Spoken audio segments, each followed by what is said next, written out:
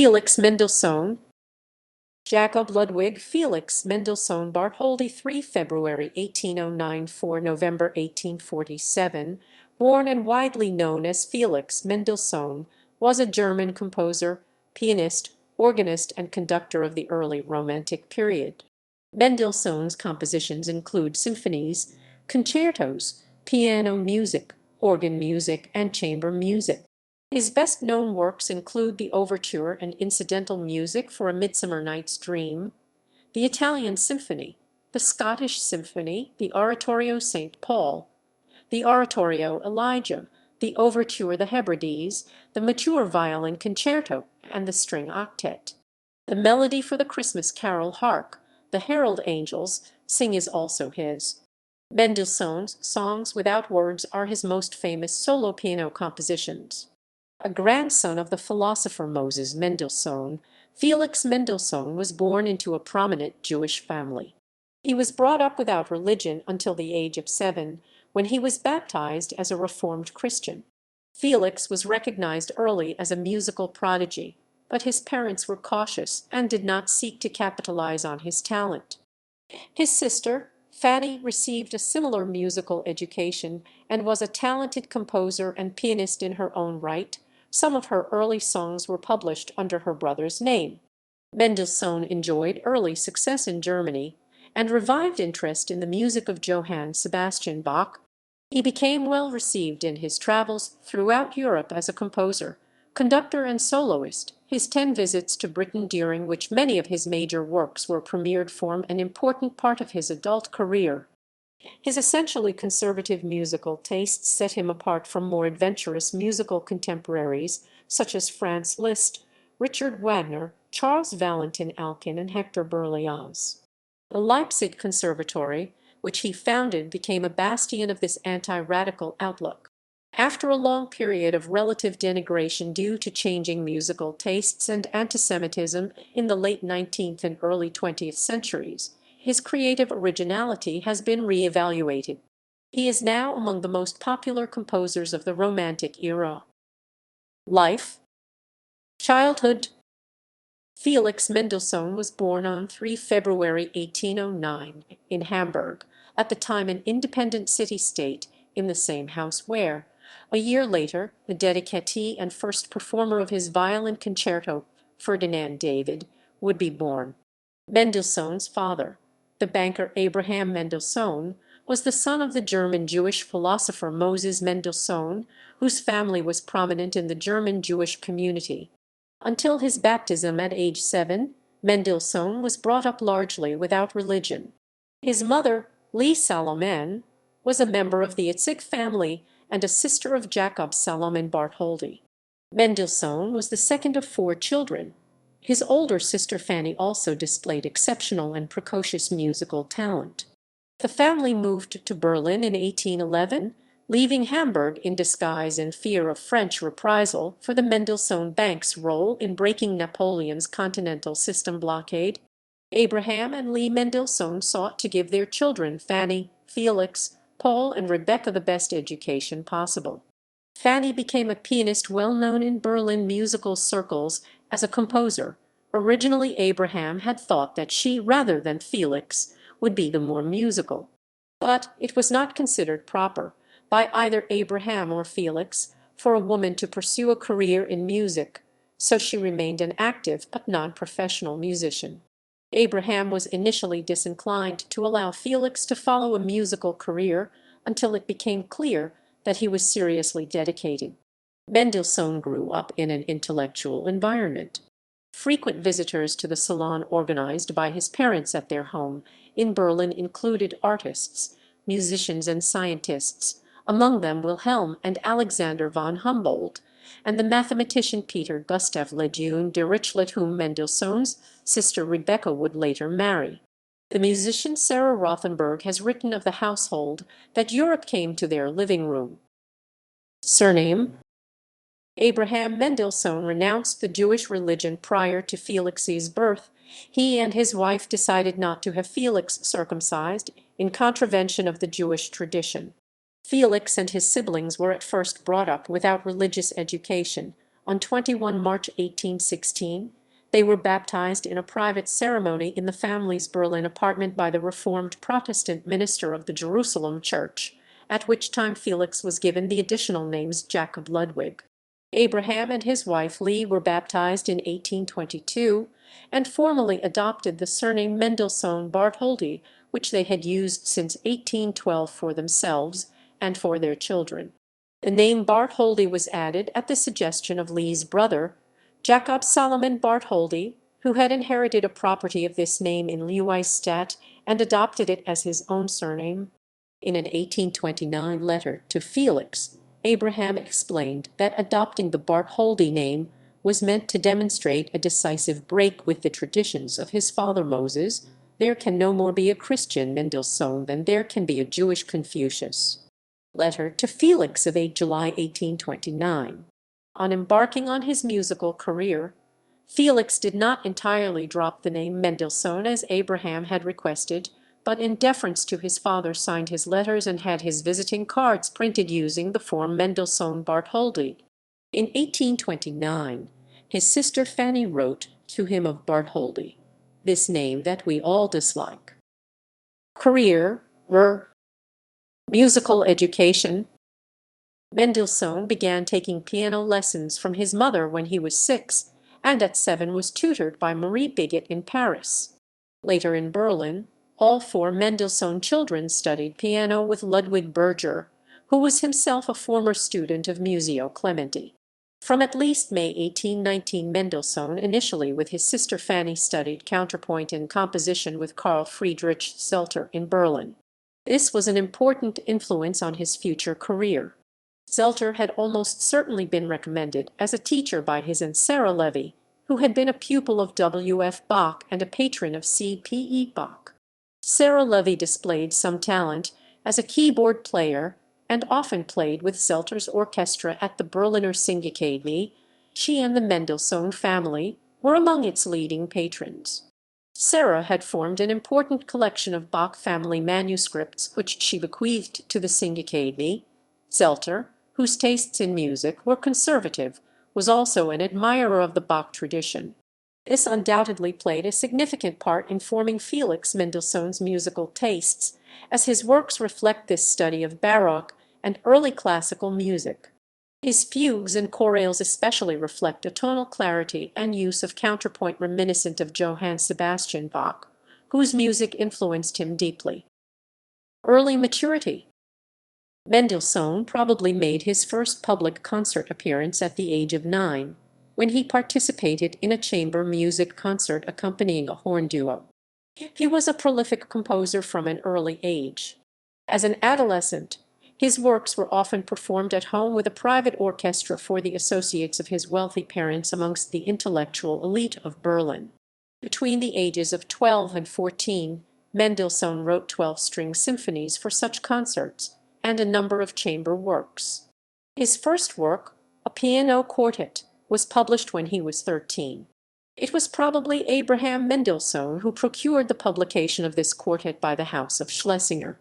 In 1824, the 15-year-old wrote his first symphony for full orchestra in C minor, Op. 11. At age 16, Mendelssohn wrote his String Octet in E-flat major, a work which has been regarded as marking the beginning of his maturity as a composer. This octet and his overture to Shakespeare's A Midsummer Night's Dream, the Dream which he wrote a year later, in 1826, are the best known of his early works. Later, in 1843, he also wrote incidental music for the play, including the famous Wedding March. The overture is perhaps the earliest example of a concert overture, that is, a piece not written deliberately to accompany a staged performance, but to evoke a literary theme in performance on a concert platform. This was a genre which became a popular form in musical romanticism. In 1824, Mendelssohn studied under the composer and piano virtuoso Ignaz Moscheles, who confessed in his diaries that he had little to teach him. Moscheles and Mendelssohn became close colleagues and lifelong friends. The year 1827 saw the premiere and sole performance in his lifetime of Mendelssohn's opera Die Hochzeit des Camacho. The failure of this production left him disinclined to venture into the genre again. Besides music, Mendelssohn's education included art, literature, languages, and philosophy. He had a particular interest in classical literature and translated Terence's Andria for his tutor Hayes in 1825. Hayes was impressed and had it published in 1826 as a work of his pupil, F***, i.e. Felix*, as provided in original text.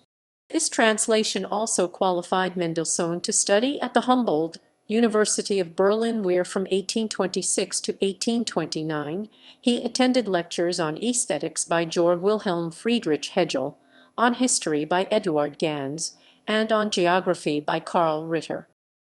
Meeting Goethe and conducting Bach.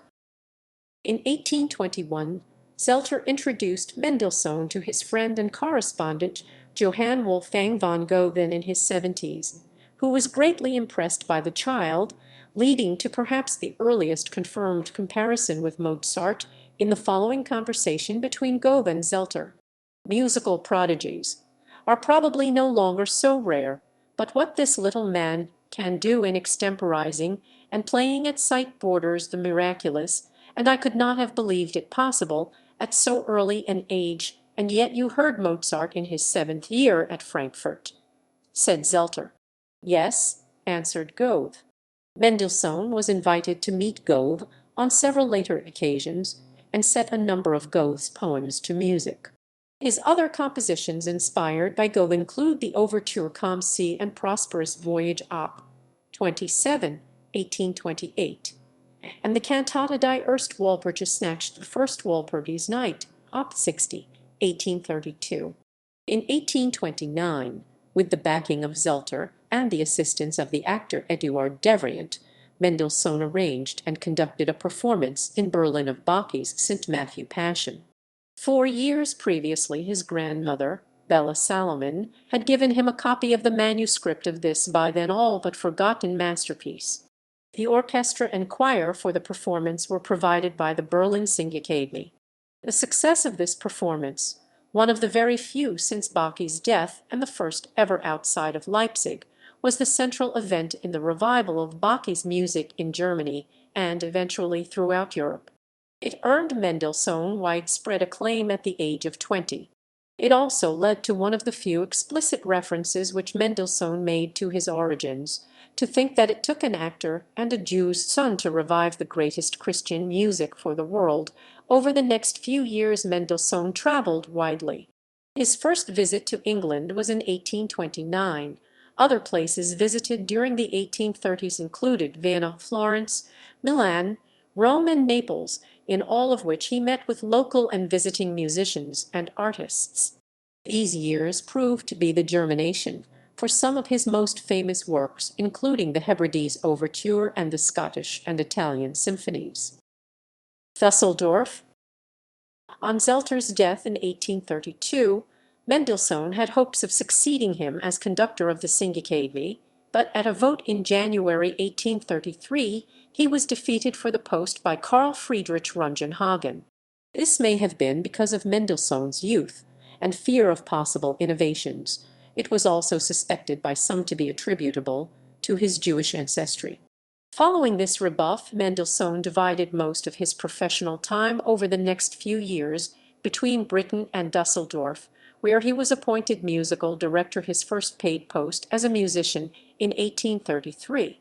In the spring of that year, Mendelssohn directed the Lower Rhenish Music Festival in Düsseldorf, beginning with a performance of George Friedrich Handel's Oratorio is Real in Egypt, prepared from the original score, which he had found in London. This precipitated a Handel revival in Germany, similar to the reawakened interest in J.S. Bach following his performance of the St. Matthew Passion. Mendelssohn worked with the dramatist Karl Immermann to improve local theatre standards and made his first appearance as an opera conductor in Immermann's production of Mozart's Don Giovanni at the end of 1833, where he took umbrage at the audience's protests about the cost of tickets. His frustration at his everyday duties in Düsseldorf and the city's provincialism led him to resign his position at the end of 1834. He had offers from both Munich and Leipzig for important musical posts, namely direction of the Munich Opera, the editorship of the prestigious Leipzig music journal the Allgemeine Musikalische Zeitung, and direction of the Leipzig Gewandhaus Orchestra. He accepted the latter in 1835. Leipzig and Berlin. In Leipzig, Mendelssohn concentrated on developing the town's musical life by working with the orchestra, the opera house, the Thomenature of which Bach had been a director, and the city's other choral and musical institutions. Mendelssohn's concerts included, in addition to many of his own works, three series of historical concerts featuring music of the 18th century and a number of works by his contemporaries. He was deluged by offers of music from rising and would-be composers. Among these was Richard Wagner, who submitted his early symphony, the score of which, to Wagner's disgust, Mendelssohn lost or mislaid. Mendelssohn also revived interest in the music of Franz Schubert. Robert Schumann discovered the manuscript of Schubert's Ninth Symphony and sent it to Mendelssohn, who promptly premiered it in Leipzig on 21 March 1839, more than a decade after Schubert's death. A landmark event during Mendelssohn's Leipzig years was the premiere of his oratorio Paulus. The English version of this is known as St. Paul, given at the Lower Rhenish Festival in Düsseldorf in 1836, shortly after the death of the composer's father, which affected him greatly. Felix wrote that he would never cease to endeavor to gain his approval, although St. Paul seemed to many of Mendelssohn's contemporaries to be his finest work, and sealed his European reputation. When Friedrich Wilhelm Roman IV came to the Prussian throne in 1840, with ambitions to develop Berlin as a cultural center including the establishment of a music school and reform of music for the church, the obvious choice to head these reforms was Mendelssohn. He was reluctant to undertake the task, especially in the light of his existing strong position in Leipzig. Mendelssohn nonetheless spent some time in Berlin, writing some church music and, at the king's request, music for productions of Sophocles' Antigone 1841, an overture and 7 pieces, and Oedipus at Colonus 1845, A Midsummer Night's Dream 1843, and Racine's Athalie 1845. But the funds for the school never materialized, and many of the court's promises to Mendelssohn regarding finances, title, and concert programming were broken. He was therefore not displeased to have the excuse to return to Leipzig. In 1843 Mendelssohn founded a major music school, the Leipzig Conservatory, now the Hochschule für Musik und Theater Felix Mendelssohn Bartholdy, where he persuaded Ignaz Moscheles and Robert Schumann to join him. Other prominent musicians, including the string players Ferdinand David and Joseph Joachim and the music theorist Moritz Hauptmann, also became staff members. After Mendelssohn's death in 1847, his musically conservative tradition was carried on when Moscheles succeeded him as head of the conservatory. Mendelssohn in Britain.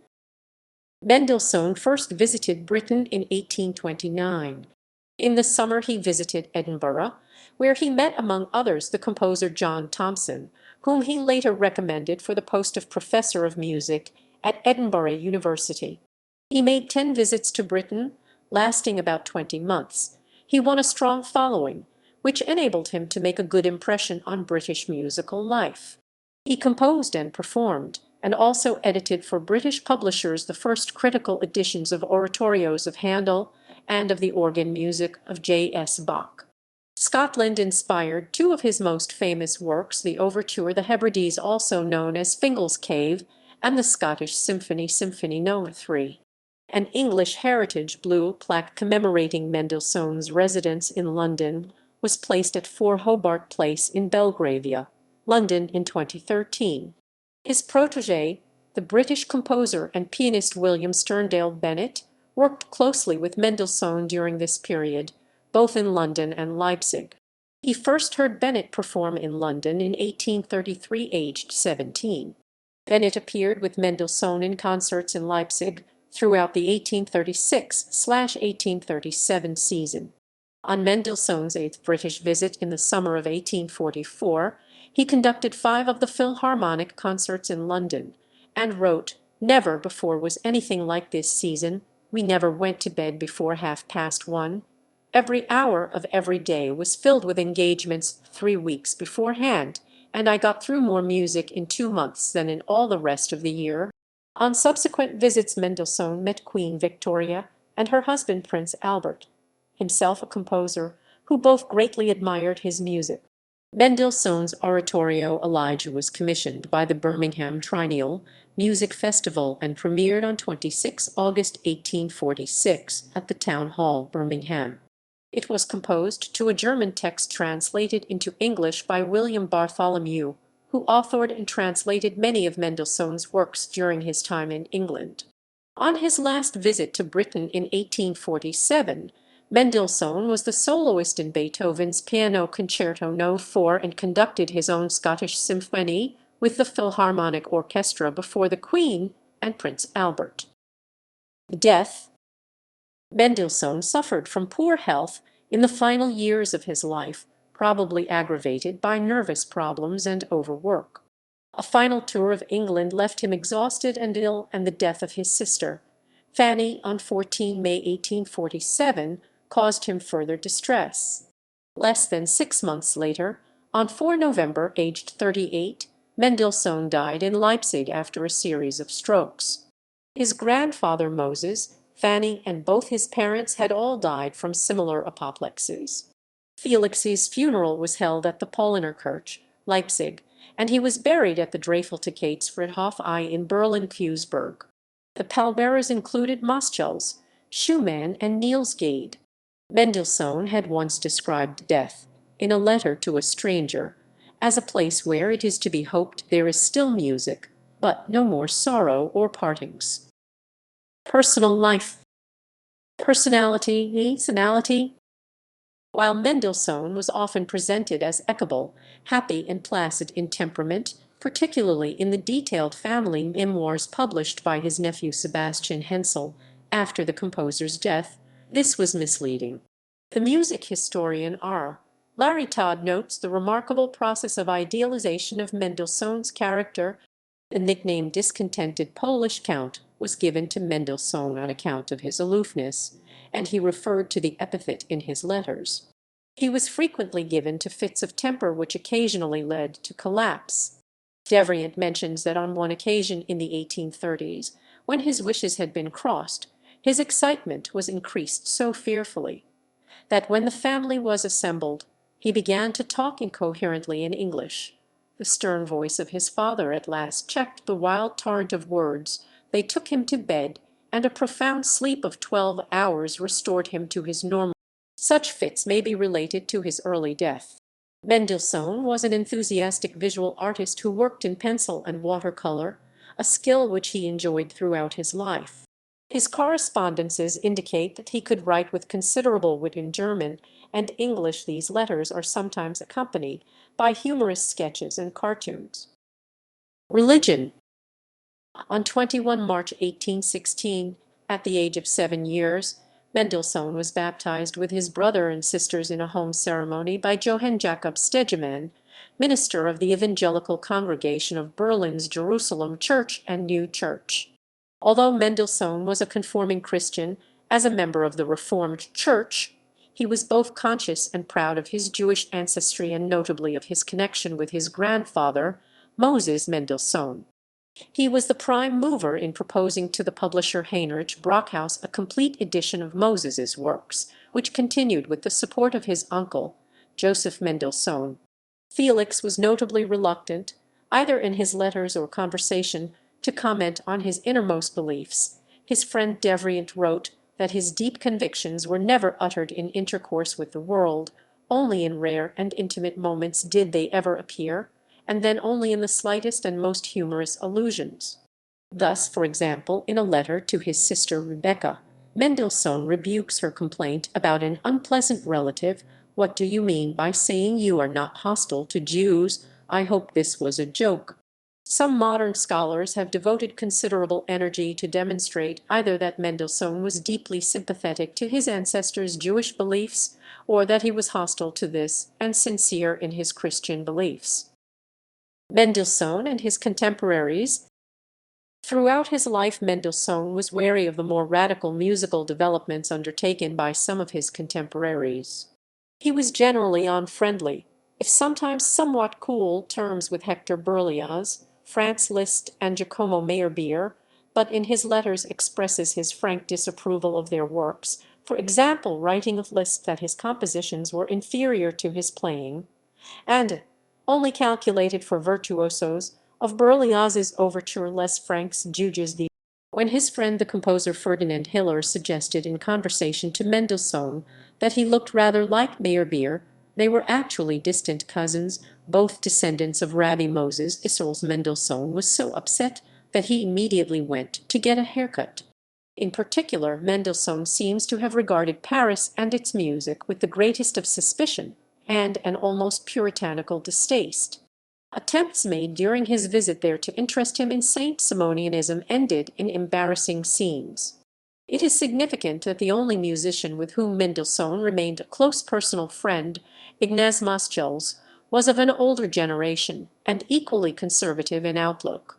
Moscheles preserved this conservative attitude at the Leipzig Conservatory until his own death in 1870. Marriage and children. Mendelssohn married Cécile Charlotte Sophie Jean Renaud 10 October 1817 25 September 1853, the daughter of a French Reformed Church clergyman, on 28 March 1837. The couple had 5 children: Carl, Marie Paul, Lily, and Felix August. The second youngest child, Felix August, contracted measles in 1844 and was left with impaired health.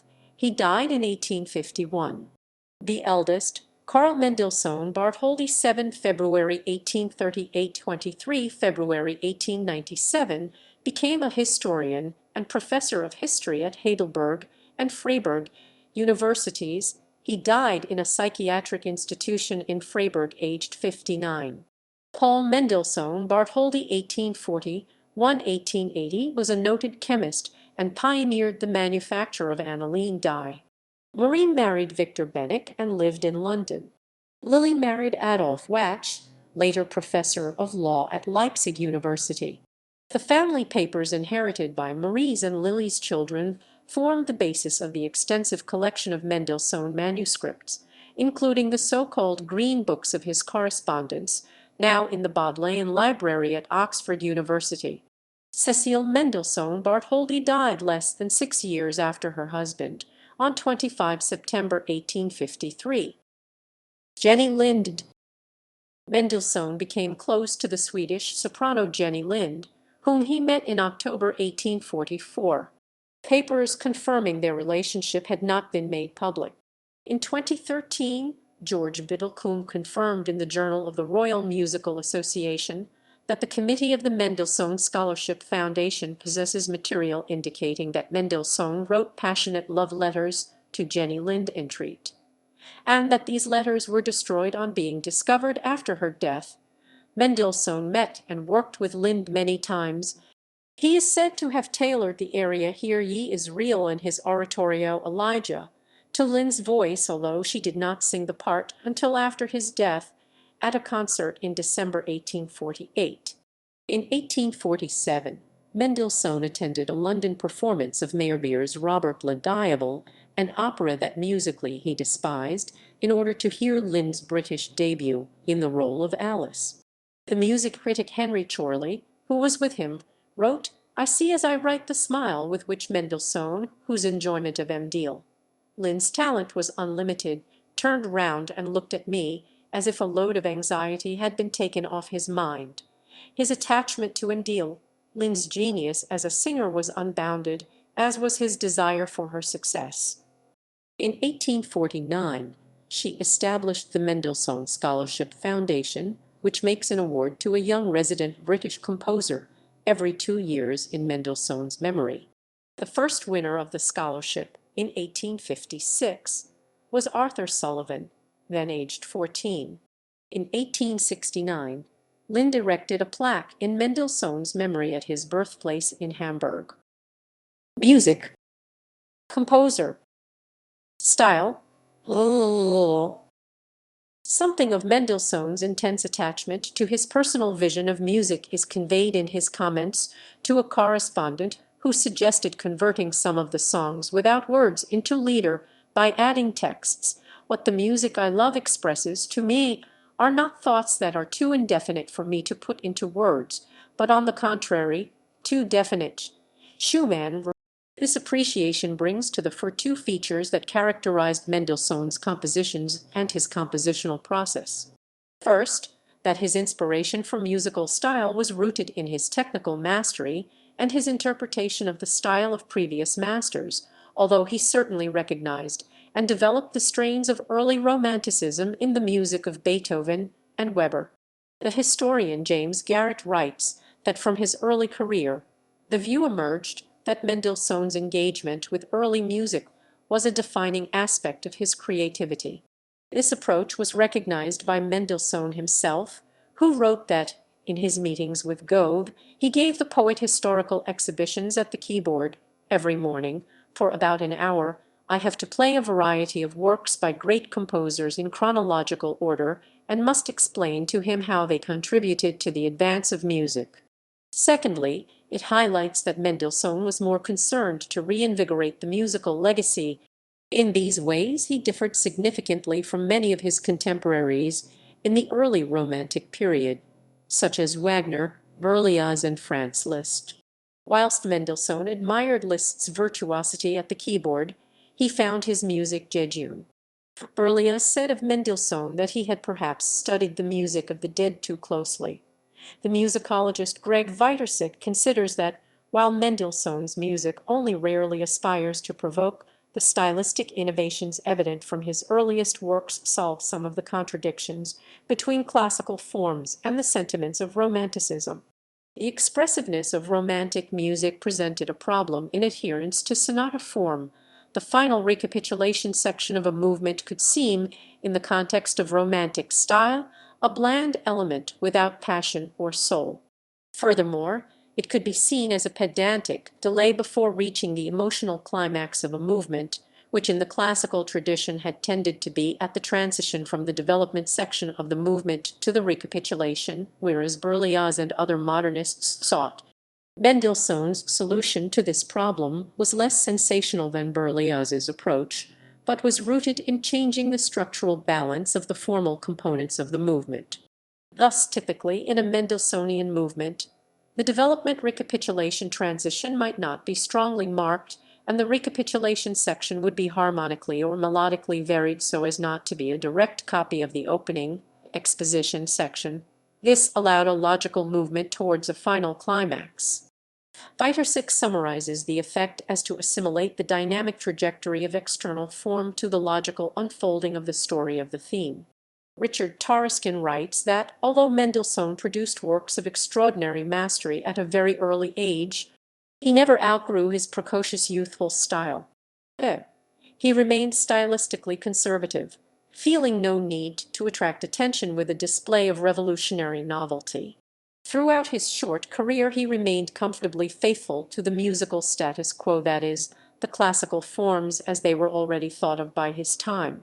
His version of Romanticism, already evident in his earliest works, consisted in musical pictorialism of a fairly conventional, objective nature, though exquisitely wrought. Early works. The young Mendelssohn was greatly influenced in his childhood by the music of both J.S. Bach and C.P. Bach, and of Beethoven, Joseph Haydn, and Mozart. Traces of these composers can be seen in the 12 early string symphonies. These were written from 1821 to 1823, when he was between the ages of 12 and 14, principally for performance in the Mendelssohn household, and not published or publicly performed until long after his death. His first published works were his 3 piano quartets 1822-1825, Op. 1 in C minor, Op. 2 in F minor, and Op. These 4 works show an intuitive command of form, harmony, counterpoint, color, and compositional technique, which in the opinion of R. Larry Todd justifies claims frequently made that Mendelssohn's precocity exceeded even that of Mozart in its intellectual grasp. A 2009 survey by the BBC of 16 music critics opined that Mendelssohn was the greatest composing prodigy in the history of Western classical music. Symphonies. Mendelssohn's mature symphonies are numbered approximately in the order of publication rather than the order in which they were composed. The order of composition is 1, 5, 4, 2, 3. The placement of No. 3 in this sequence is problematic because he worked on it for over a decade, starting the sketches soon after he began work on No. 5 but completing it after both Nos. 5 and 4. The Symphony No. 1 in C minor for full orchestra was written in 1824, when Mendelssohn was aged 15. This work is experimental, showing the influences of Beethoven and Carl Maria von Weber. Mendelssohn conducted the symphony on his first visit to London in 1829 with the orchestra of the Philharmonic Society. For the third movement he substituted an orchestration of the scherzo from his octet. In this form the piece was a success, and laid the foundations of his British reputation. During 1829 and 1830 Mendelssohn wrote his Symphony No. 5. It celebrated the 300th anniversary of the Reformation. Mendelssohn remained dissatisfied with the work and did not allow publication of the score. Mendelssohn's travels in Italy inspired him to compose the Symphony No. 4 in a major known as the Italian Symphony. He conducted the premiere in 1833, but did not allow the score to be published during his lifetime, as he continually sought to rewrite it. The Scottish Symphony Symphony No. 3 in a minor was written and revised intermittently between 1829, when Mendelssohn noted down the opening theme during a visit to Holyrood Palace, and 1842, when it was given its premiere in Leipzig, the last of his symphonies to be premiered in public. This piece evokes Scotland's atmosphere in the ethos of Romanticism but does not employ any identified Scottish folk melodies. He wrote the symphony Cantata Lobja sang hymn of praise in B-flat major, posthumously named Symphony No. 2, to mark the celebrations in Leipzig of the supposed 400th anniversary of the printing press by Johannes Gutenberg. The first performance took place on 25 June 1840. Other orchestral music. Mendelssohn wrote the concert overture The Hebrides Fingal's Cave in 1830, inspired by visits to Scotland around the end of the 1820s. He visited Fingal's Cave on the Hebridean Isle of Staffa as part of his grand tour of Europe, and was so impressed that he scribbled the opening theme of the overture on the spot, including it in a letter he wrote home the same evening. He wrote other concert overtures, notably Kamsi and Prosper's Voyage Miristil und Glückliche Fahrt, 1828, inspired by a pair of poems by Goethe, and the Fair Melusine Dieskone, Melusine, 1830. A contemporary writer considered these works as perhaps the most beautiful overtures that so far we Germans possess.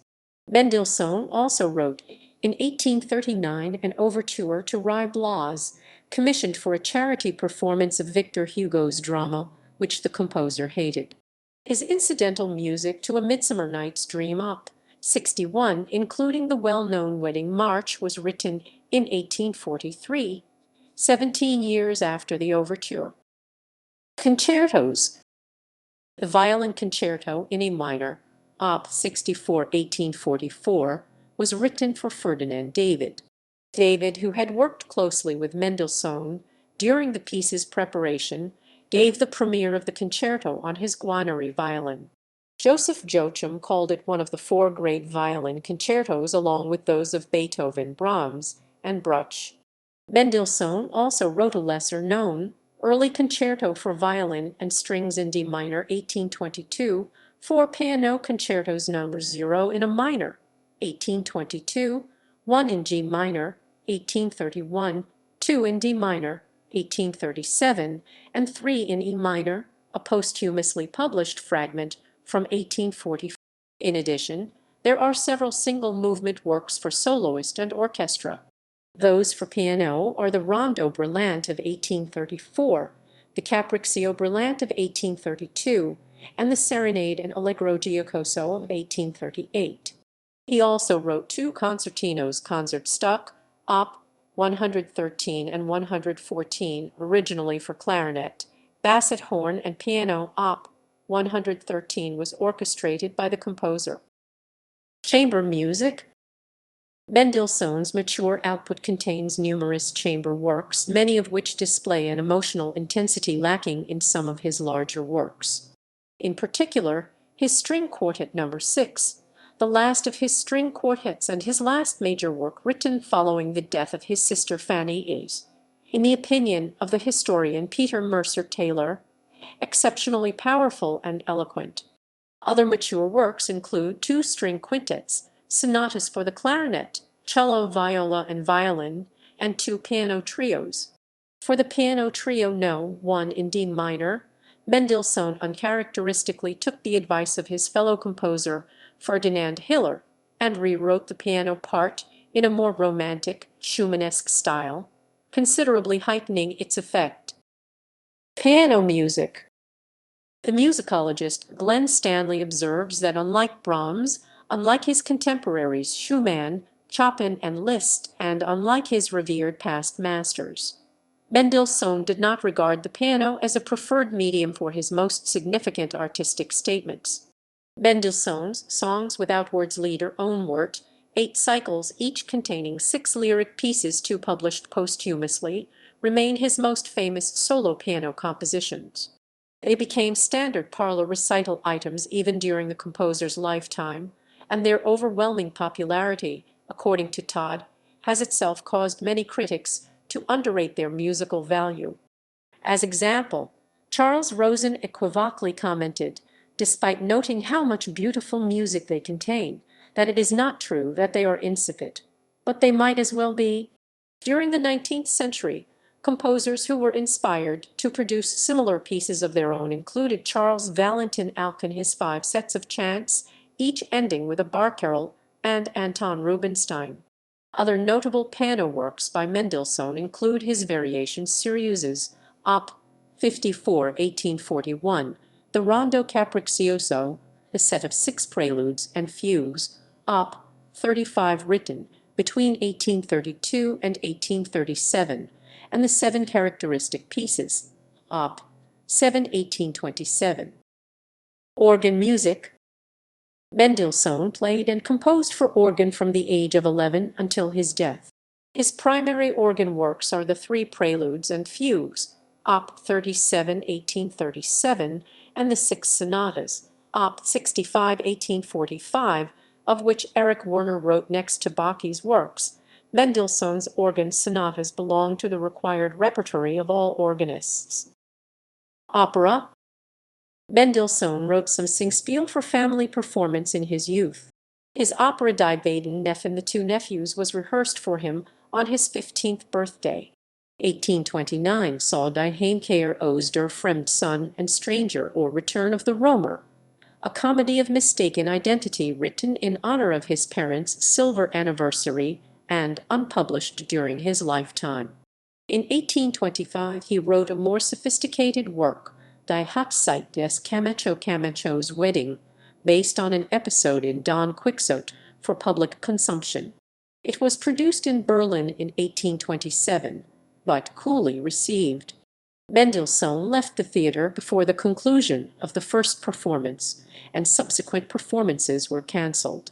Although he never abandoned the idea of composing a full opera, and considered many subjects, including that of the Nibelung Saga later adapted by Wagner, about which he corresponded with his sister Fanny, he never wrote more than a few pages of sketches for any project. In Mendelssohn's last years, the opera manager Benjamin Lumley tried to contract him to write an opera from Shakespeare's The Tempest on a libretto by Eugene Scribe, and even announced it as forthcoming in 1847, the year of Mendelssohn's death. The libretto was eventually set by Fromental Halevy. At his death, Mendelssohn left some sketches for an opera on the story of the Loreley. Choral works. Mendelssohn's 2 large biblical oratorios, St. Paul in 1836, and Elijah in 1846 are greatly influenced by J.S. Bach. The surviving fragments of an unfinished oratorio, Christus, consist of a recitative, a chorus, "There shall a star come out of Jacob," and a male voice trio. Strikingly different is the more overtly romantic Die erste Walpurgis Nacht, the first Walpurgis Night, a setting for chorus and orchestra of a ballad by Goethe describing pagan rituals of the Druids in the Harz Mountains in the early days of Christianity. This score has been seen by the scholar Heinz Klaus Metzger as a Jewish protest against the domination of Christianity. Mendelssohn wrote 5 settings from the Book of Psalms for chorus and orchestra. Schumann opined in 1837 that his version of Psalm 42 was the highest point that Mendelssohn reached as a composer for the church, indeed the highest point recent church music has reached at all. Mendelssohn also wrote many smaller-scale sacred works for unaccompanied choir. Most are written in or translated into English. Among the most famous is Hear My Prayer, whose second half contains O for the Wings of a Dove, which became often performed as a separate item. The piece is written for full choir, organ, and a treble or soprano soloist. Mendelssohn's biographer Todd comments, "The very popularity of the anthem in England later exposed it to charges of superficiality from those contemptuous of Victorian wars." A hymn tune Mendelssohn, an adaptation by William Hayman Cummings of a melody from Mendelssohn's cantata Festgesang, festive hymn, a secular 1840s composition with songs. Mendelssohn wrote many songs, both for solo voice and for duet with piano. It has been asserted that from 1819, when he was 10, until his death there was scarcely a single month in which he was not occupied with song composition. Many of these songs are simple or slightly modified strophic settings. Some, such as his best-known song Auf Flügeln des Gesanges, on Wings of Song, became popular. The scholar Susan Yowens comments, if Mendelssohn's emotional range in lied was narrower than Schubert's, that is hardly surprising. Schubert composed many more songs than Mendelssohn across a wider spectrum, and whilst Schubert had a declared intent to modernize the song style of his day, this was not Mendelssohn's mission. A number of songs written by Mendelssohn's sister in 1842. This resulted in an embarrassing moment when Queen Victoria, receiving Felix at Buckingham Palace, expressed her intention of singing to the composer her favorite of his songs, Italian to Words by Franz Grillparzer, which Felix confessed was by Fanny. Performer. Conductor. Mendelssohn was a noted conductor, both of his own works and of those by other composers. At his London debut in 1829, he was noted for his innovatory use of a baton, then a great novelty. But his novelty also extended to taking great care over tempo, dynamics, and the orchestral players themselves both rebuking them when they were recalcitrant and praising them when they satisfied him.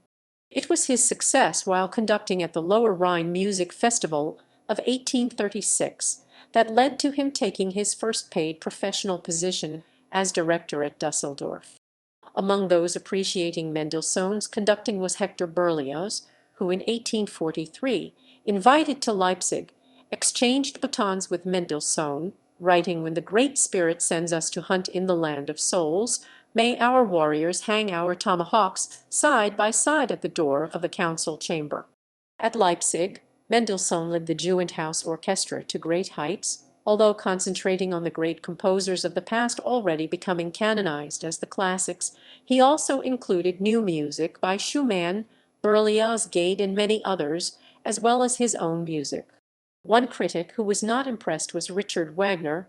He accused Mendelssohn of using tempos in his performances of Beethoven's symphonies that were far too fast. Editor. Mendelssohn's interest in Baroque music was not limited to the Bach St. Matthew Passion, which he had revived in 1829. He was concerned in preparing and editing such music, whether for performance or for publication, to be as close as possible to the original intentions of the composers, including, wherever possible, a close study of early editions and manuscripts. This could lead him into conflict with publishers. For instance, his edition of Handel's oratorio is real in Egypt for the London Handel. Mendelssohn also edited a number of Bach's works for organ, and apparently discussed with Robert Schumann the possibility of producing a complete Bach edition. Teacher. Although Mendelssohn attributed great importance to musical education and made a substantial commitment to the conservatoire he founded in Leipzig, he did not greatly enjoy teaching and took only a very few private pupils who he believed had notable qualities. Such students included the composer William Sterndale Bennett, the pianist Camille Marie Stamati, the violinist and composer Julius Eichberg, and Walther von Goethe, grandson of the poet. At the Leipzig Conservatoire, Mendelssohn taught classes in composition and ensemble playing. Reputation and legacy. The first century. In the immediate wake of Mendelssohn's death, he was mourned both in Germany and England. However, the conservative strain in Mendelssohn, which set him apart from some of his more flamboyant contemporaries, bred a corollary condescension amongst some of them toward his music. Mendelssohn's relations with Berlioz, Liszt, and others had been uneasy and equivocal. Listeners who had raised questions about Mendelssohn's talent included Heinrich Heine, who wrote in 1836, after hearing the oratorio St. Paul, that his work was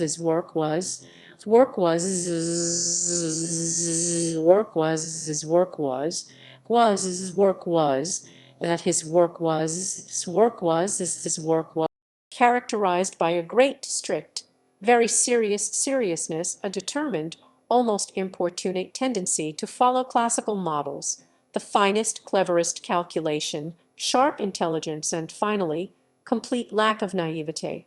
But is there in art any originality of genius without naivete? Such criticism of Mendelssohn for his very ability, which could be characterized negatively as facility, was taken to further lengths by Richard Wagner. Mendelssohn's success, his popularity, and his Jewish origins irked Wagner sufficiently to damn Mendelssohn with faint praise 3 years after his death in an anti-Jewish pamphlet, Das Judentum in der Musik.